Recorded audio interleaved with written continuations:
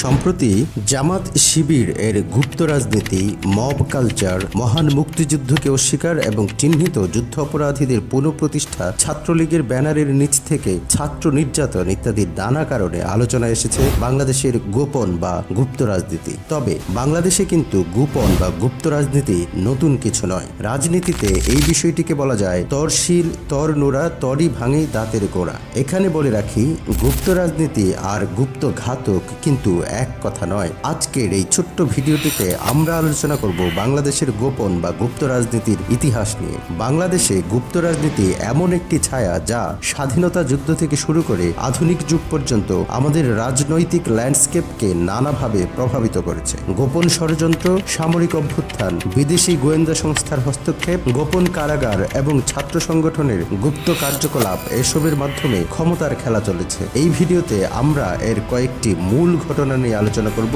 যা বাংলাদেশের গণতন্ত্রকে সময়ে সময়ে বদলে দিয়েছে। বাংলাদেশের গোপন রাজনীতির শিকড় গভীরে।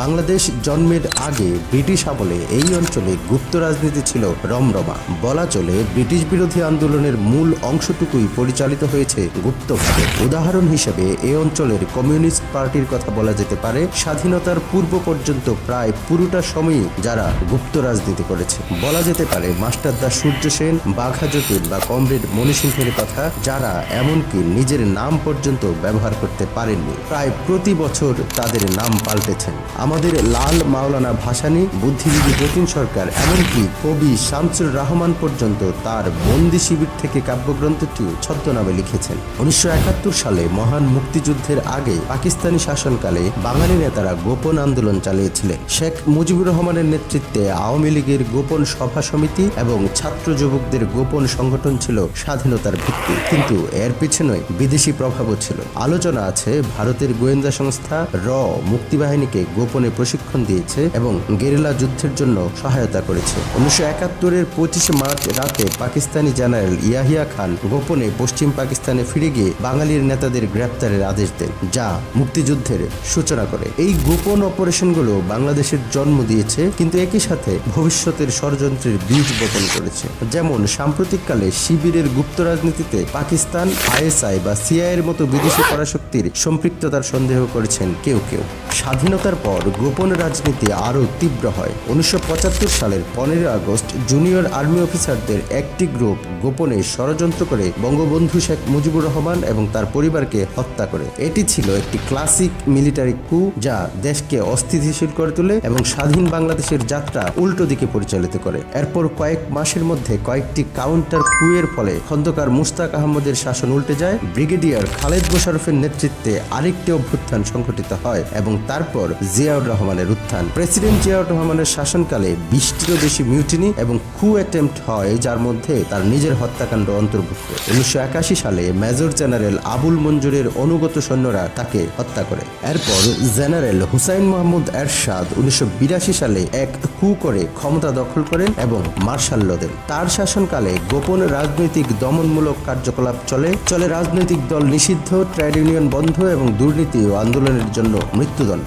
আলোচনা আছে র এরশাদকে উল্টানোর জন্য অপারেশন ফেয়ার অয়েল চালায়, শেখ হাসিনা এবং খালেদা জিয়াকে গোপনে একত্রিত করে। এই যুগে গোপন রাজনীতি সামরিক অভ্যুত্থানের মাধ্যমে গণতন্ত্রকে দুর্বল করে।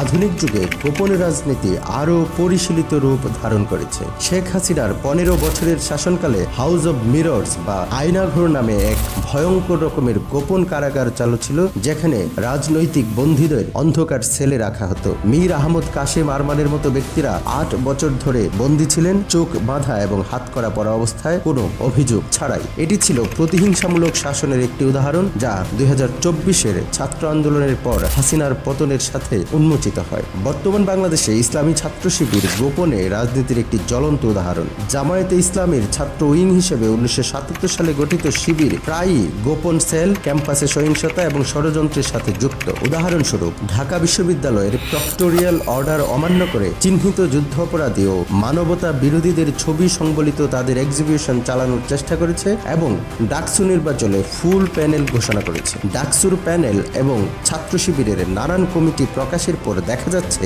দায়িত্বশীল অনেক শিবির নেতাই শেখ হাসিনার শাসনকালে ক্ষমতাসীন ছাত্রলীগের পদবীধারী নেতা অথবা কর্মী ছিল। নানা মহল থেকে ইসলামী ছাত্র ছাত্র শিবিরকে দেশ অস্থিতিশীল করার জন্য প্রমাণ তুলে অভিযুক্ত করার চেষ্টা করা হয়েছে এবং তারা জুলাই ডিক্লারেশনে হতাশা প্রকাশ করে রিভিশন দাবি করেছে। তবে বাংলাদেশের ইতিহাস প্রমাণ করে গোপন রাজনীতি ক্ষমতার ছায়ায় লুকিয়ে থেকে দেশের ভাগ্য নিয়ন্ত্রণ করে। এটি গণতন্ত্রকে দুর্বল করে, কিন্তু একই সাথে পরিবর্তনের আশা জাগায়। আমাদের সচেতনতা এবং স্বচ্ছতা দিয়ে এই ছায়া দূর করতে হবে। আজ তাহলে এ পর্যন্তই, দেখা হবে সামনের ভিডিওতে। আলবিদা।